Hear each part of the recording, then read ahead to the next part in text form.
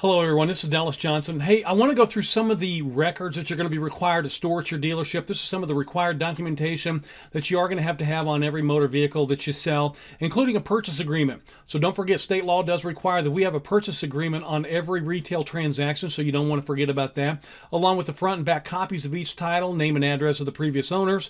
You're also going to have the VIN. That goes pretty much without explanation.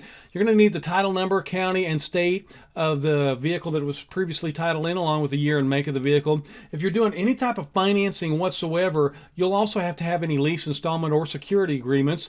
Odometer disclosures are going to be required on every single vehicle. And don't forget the out-of-state inspection if you are dealing with an out-of-state title. So power of attorney is going to be required. And don't forget this right here, as you're seeing in front of you here, Form 3772. That's a good old application for dealer assignments. So don't forget, we've got to have that as well.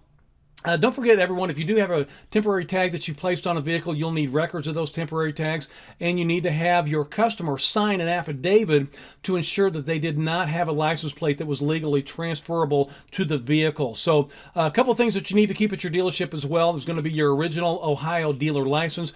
Remember, everybody, state law does require that is displayed prominently, so you do not want to fold that and keep it in some desk drawer. You got to have a list of all your licensed salespersons as well. State law did change in 2015. You don't have to display the salesperson license list, but you have to be able to produce it to any motor vehicle inspector or any Ohio patrol officer or a police officer or customer for that matter. Don't forget to have your I-9 eligibility forms for every single employee that you have to ensure that they are in fact allowed to work in the United States. And the state of Ohio also wants to make sure that you have every single one of your local licenses displayed prominently, whether you're in Cleveland, Cincinnati, or any other city that requires a local license. Now, guys, these are the state laws. So in addition to that, we're also looking at federal laws. So federal law is going to require that you've got a copy of the Federal Trade Commission Buyer's Guide on every single retail transaction that you've had.